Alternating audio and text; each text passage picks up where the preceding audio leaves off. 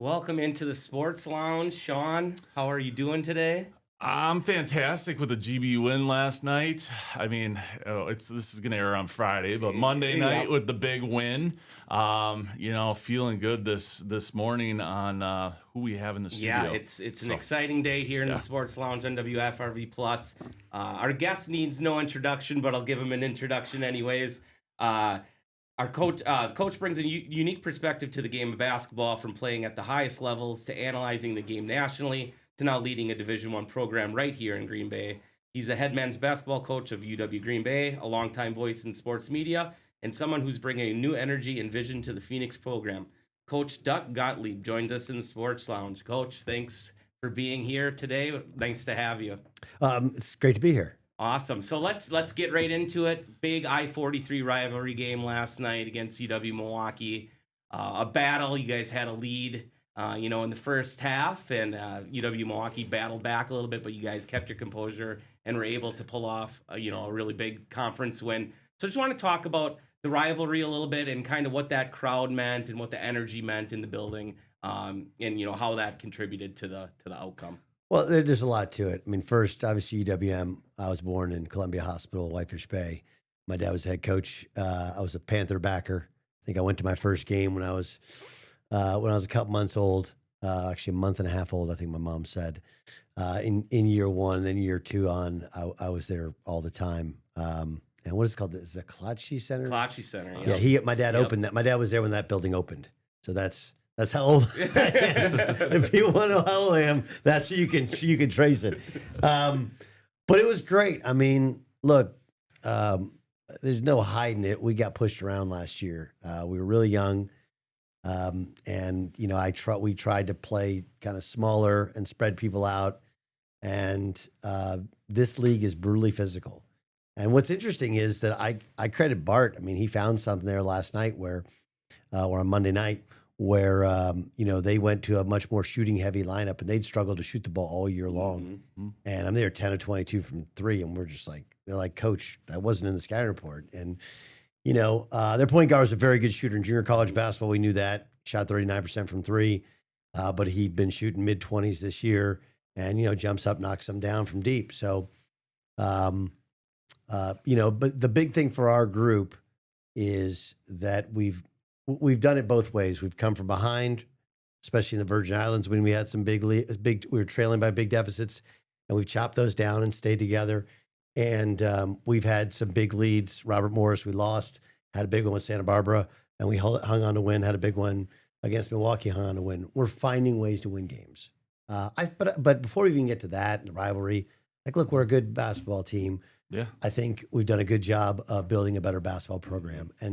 And yes, my goal is to win the league. My goal is to win the league tournament. My goal is to get to the NCAA tournament.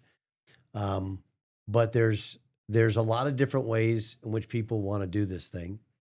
And I think at this level, there's a lot of coaches that want to come in, get a bunch of money, try and get to the tournament, and then get out and get to the next thing. And it makes it actually harder to sustain it in years in the future. I don't, Sundance Wicks, that wasn't his goal. Sure. He's from Wyoming. He came here from Wyoming. The Wyoming job came open. That's why he left. But when you have three coaches in 3 years, and I inherit a program in May that has maybe 5 players, it's really, really hard. Mm-hmm. And it's not building a sustainable model. So my goal is not just to turn GB back into the winner that it has been, but also to, whenever they fire me, if I go to get another job or I retire, only one of 3 things. It's a sustainable. The next coach picks up the torch and continues on the upward trajectory of the program. Well, let's face it. This stuff takes time. Dick Bennett came in and he won 5 games in his first year. Sure. So but then in the next year he won 15. Yeah. So there's no easy way to say this, but the footwork is different with every coach that comes into the game. Yeah, and being totally honest, so I was a finalist with Sonny for the job the year before. If it had been the year before, I knew who the portal targets were. I knew who the junior college targets were. I knew who the high school kids were. I knew if I wanted to keep anybody in the current program, had my staff all set. Yeah, I basically got a call on a Friday and had to decide on Monday if I was taking the job, and it was May.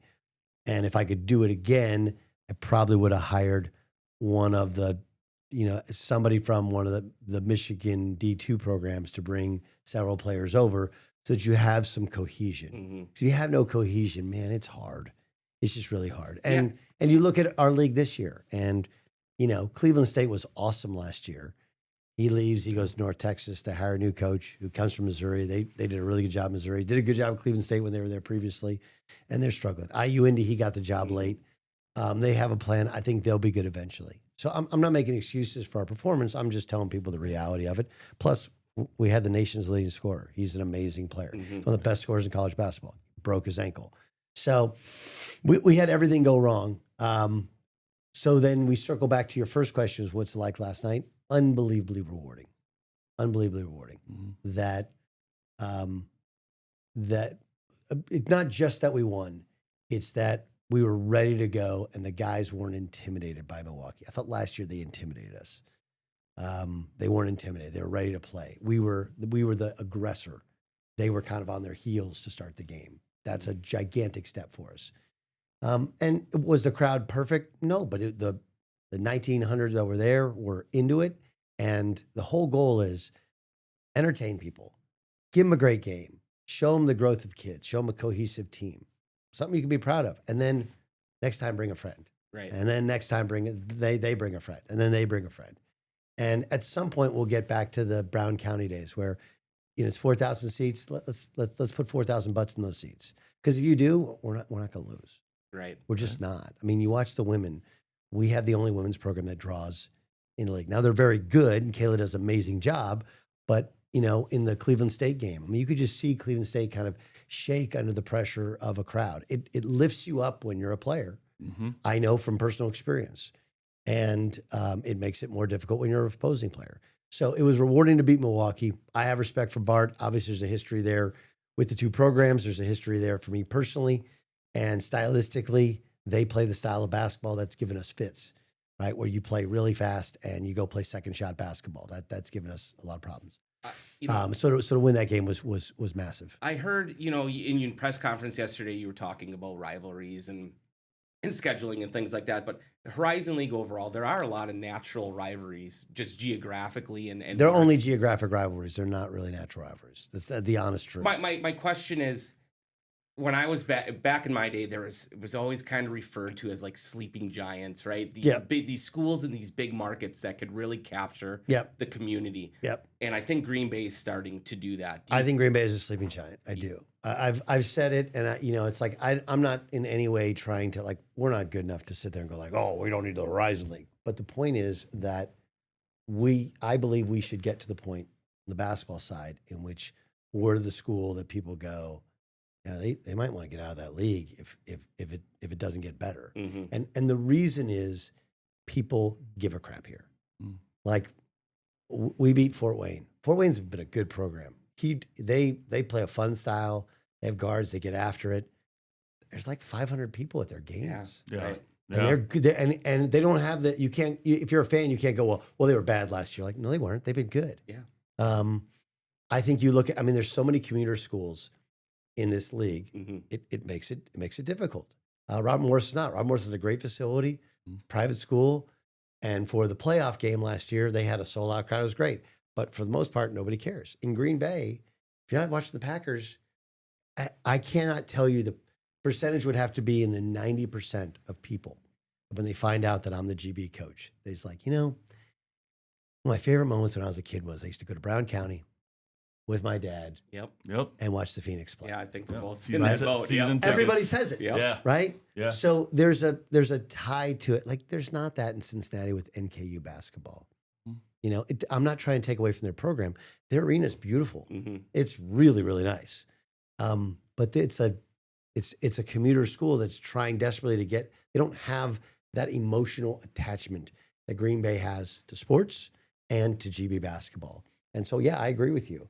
And then we have a president and athletic director that understand that the two work in concert together. We're the front door of the university. Mm-hmm. That all the attention that we're going to bring to the university is going to make more and more people apply, more and more people. And what we're doing at the university, building more dorms, expanding the entire campus, providing more of a collegiate campus atmosphere, that goes hand in hand. And I'll use the example. My brother, he's currently at San Diego State with the women's side, but he was with the men with Steve Fisher when Coach Fish got the job in 1999. And it was the worst program in California. It was one of the worst programs in the country. At the time, I graduated high school in 1995, Tustin High School. And that was the safety school. If you said you wanted to play Division I basketball, but you really didn't want to take it seriously and just want to party, you went to San Diego State. Sure. They played in a high school gym. They were non-competitive, and guys would go there because they had nowhere else to go. It is now one of the most difficult schools to get into in the entire country. It's still in the Cal State system, which is below the UC system, how it works in California. The difference is the basketball program became the bright, shining light. And then people are like, yeah, why don't I go to school at San Diego? That sounds amazing, right? And now it's, so we're not going to get, it would be great to get to the San Diego State level in terms of how hard it is to get into GB. But it's the same idea that when the basketball program does well, it becomes the front door of the university. It brings people in. And my president gets that, Mike Alexander, and my athletic director, Josh Moon, gets that as well. That's excellent. Yeah. Well, we're going to take a quick break here, but when we come back, more with Coach Gottlieb.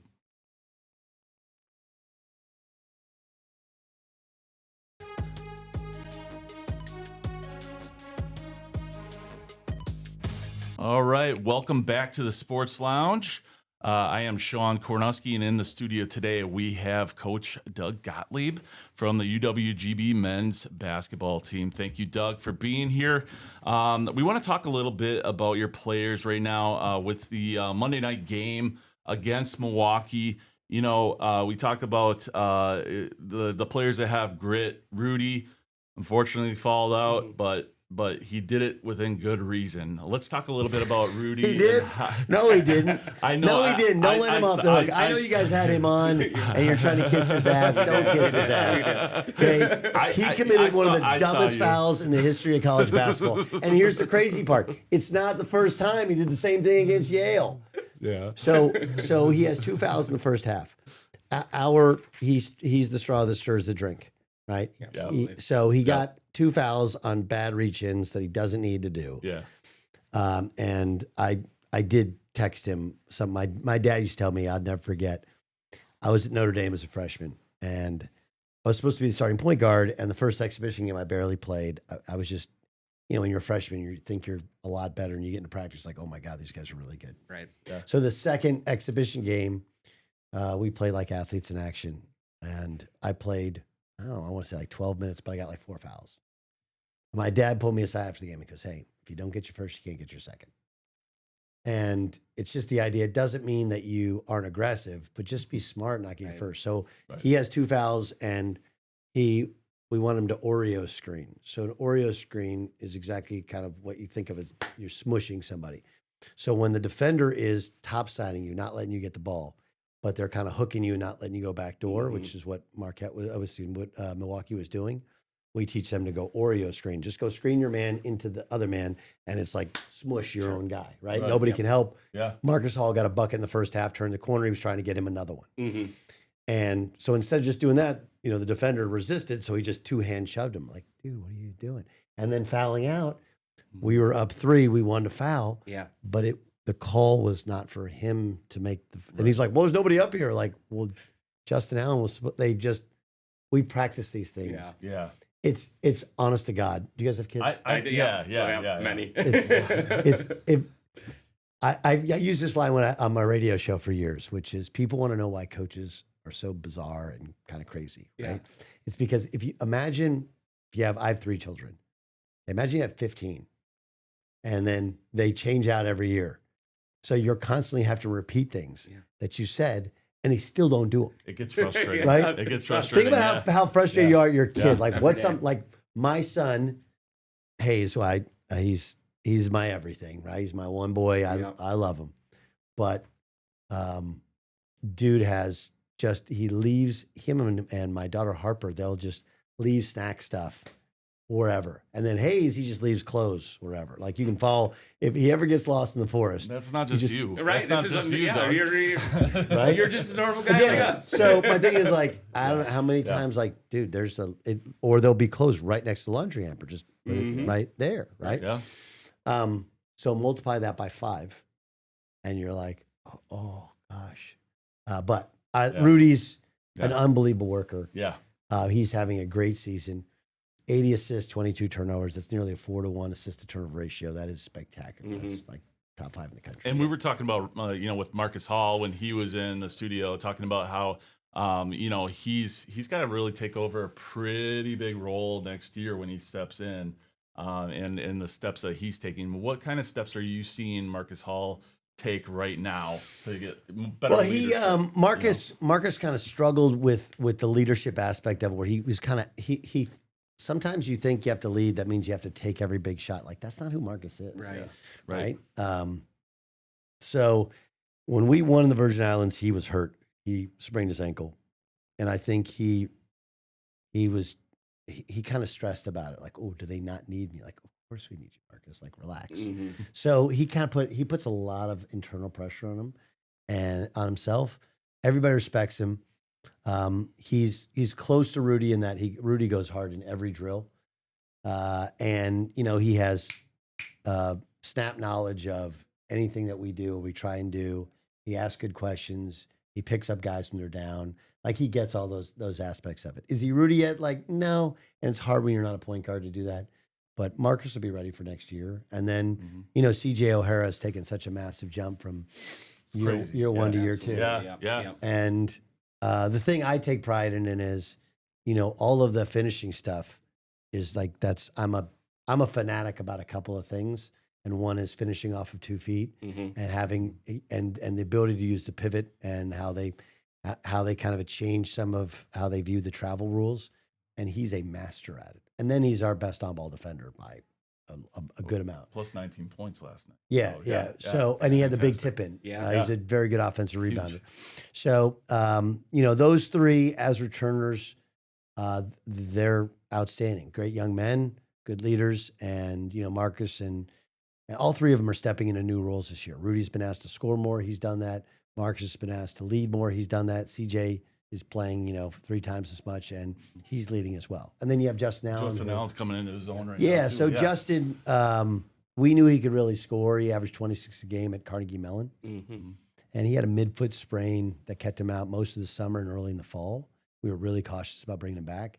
And he tried to like prove himself right when he got back, and it kind of backfired. It's like it's like when you're trying to swing a golf club. You try too hard, it's going right. He was just trying too hard. And he's kind of been wired to every time I get the ball, go score, because that's what you need to do at Carnegie Mellon. We still want him to score, but more on the second or third touch in an offensive set. So he's really starting to figure it out, and they have a good little core group of playing together. And then Caden Wilkins was okay yesterday, but really good in our win against Fort Wayne. That's kind of become our little starting group. And then you got LeBron Thomas, who came off the bench and gave us a huge lift. Yeah. And, first team junior college All-American, and every coach told me, like, hey, junior college kids takes you till January.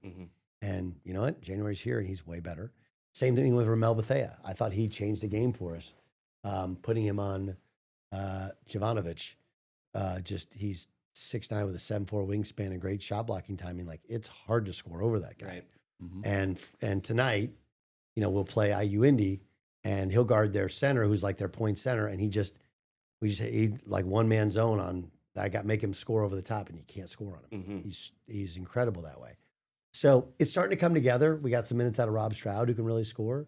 But yeah, those are the guys that are really kind of we're pouring into, and they're doing a great job of taking what we're teaching them and running with it.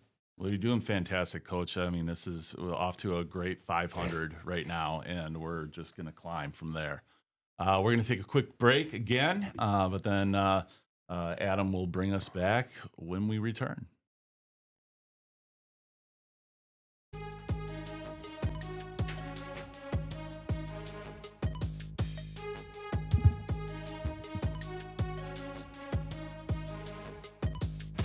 Welcome back to the Sports Lounge. We're here with Coach Doug Gottlieb of the Green Bay men's basketball. Coach, I know you have some Wisconsin ties, and I saw on Facebook, I think a couple days ago, you ice fishing on Yeah. Shawano Lake.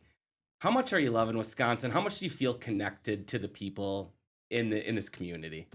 I'm enjoying it a great deal. Really, really enjoying it a great deal.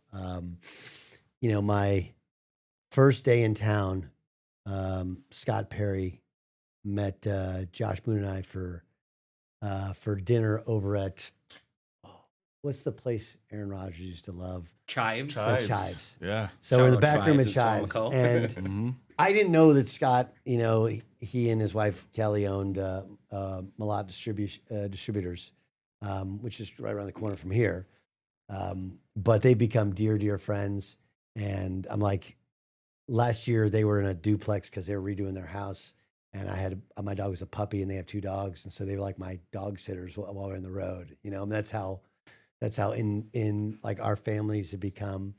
And, I was at grad parties, I was invited to weddings, and it's been great. I mean, Midwest Nice is a real thing. And I think people here like real. We're all screwed up on some level, but on real. And I've really enjoyed it, and I could go through a list of 50 people who I call on as dear friends now. And, there's, if I want to do something on a nightly basis, I can. If I want to stay in my house, I can, but I feel really good about the connection with it. I think hiring Keel Gans this year on my staff is huge because he's from Green Bay. His wife's from Green Bay. She owns a shop in Green Bay. He's a GB alum. Like, that's been great, connecting with some of the old guard. And then, the Milwaukee ties, I hired Jerry Smith. Jerry's Wauwatosa East all-time leading scorer. He was just elected to the Wisconsin High School Basketball Hall of Fame, played Louisville, but he also played for my dad in AAU. He and Steven Gruber used to fly out in the summer and play for my dad in AAU. So we have ties in Milwaukee. We have ties in other parts of the state. And then I just think, like, if you, obviously, when you come in as a big TV and radio personality, you come into somebody's gym and you look people in the eye, you shake their hands, you talk to them, you let them talk, you hear them out, and they understand you're a real person. It's been great. It's been easy. And, the only thing people want to see is, hey, is your team actually going to be better? And once it is, I think then they start to respect what you're doing. So, from that first meeting with Scott to, my guy, Adam Henderson, who moved back into town a couple years, like 2 years ago, I'm up at his place. He's a great dude. I was out at Shawano Lake. That was set up by Larry Trinkler, who owns the Blizzard. Yeah. Right. Yep. And, so it's been great. And I live on the lake. I'm sorry, I live on Green Bay. Everybody's like, well, what lake? I live on the bay. I live 4 minutes. And I mean, going out there to Longtail in the summer, on some jet skis and tying up. Fun. Yeah. Oh man, it's amazing. We've been there. That's a good time. It's amazing. I mean, the sunset on the lake, beautiful, is amazing. It's so therapeutic. The ease of getting around town. So it's been amazing. Was that a part? Obviously you've sacrificed a lot, right? You've given up kind of a portion of your career for the time being to really kind of settle in to Milwaukee. And I think as fans, we see that Green Bay. Green Bay. You got Milwaukee. I'm sorry. Okay. Just talk about the game. Okay. So, just don't say Panthers. No. Yeah. But I think we see that you're buying in to the city and to the program. Yeah. And I think players will see that as well. With the landscape of college basketball, people coming in and out, do you think that's, a huge advantage that people can see that you're buying into Green Bay? Yeah, I think there's a couple things to it. I think, obviously, words, they fall on deaf ears, when guys are here and gone. Yeah. So I think, you have to be judged based upon your actions. And so, again, that was why I bought the place on the water. I want to have it as a gathering place for team activities, for booster activities. I'm not selling that place. I love it, regardless of what I do in life. I mean, that's a dope place to come to in the summers. So that's part of it. I think also recruiting Wisconsin kids is big. Yeah. Yes, you want to see Wisconsin kids, but also they're less likely to leave unless they want to go to Madison. Talking a little bit about that, tell us a little bit before we have to go here on on how much of a high school presence you have here in the community. What kind of work do you do within? Well, this week we're going. I got the next 3 nights. Obviously, this is coming out Friday, so Tuesday, Wednesday, Thursday, you'll see me at a high school game. We haven't had a team camp yet. We have one next year. We had an elite camp. We signed Henny Grutzmacher from Central. Search for the G. Keep thinking. What's the school? It's right next to Wauwatosa West. We signed MJ Koski from Wauwatosa West and Brookfield Central. Okay. Brookfield. And Henry Grutzmacher. So they're 2 Milwaukee kids. Like, we want Wisconsin kids. Yeah. And look, I'll here's your announcement or whatever. We want Wisconsin kids in the portal. If you're in the portal, you're from Wisconsin, we want you to come home. And the ones that are from there, they're going to go in the portal. They know we want them.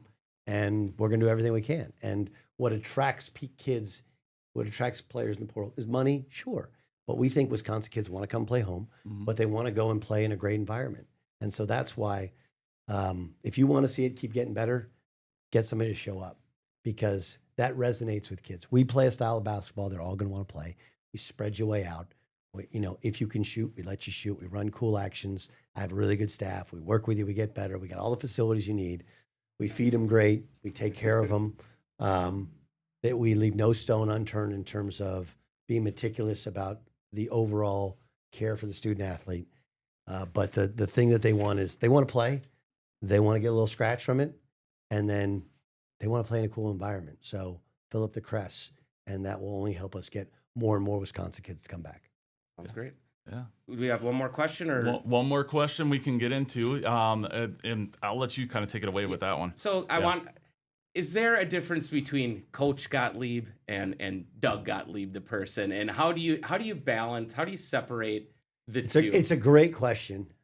There's never been a difference in me, the on-air personality and off-air personality. I just think I just be who I am. I'm obviously I'm much more intense when I'm coaching, but if you ask the guys, they would know that I throw around little funny things and quirky things, even while I'm intense or in the middle of a scouting report right before the game, just to keep them loose. And that's just who I am. I'm the biggest teenager you've ever met in your life, So yeah, I think the difference is in the intensity and I just, when it's time to compete, I want everybody to be in competition mode, right? We're all friends, and then we step between the lines and we can be enemies. And then afterwards we can go out have a beer and have a good time. So I think there would be the answer. Generally, it's the same person, the same personality, but there's a greater level of intensity because of what's at stake.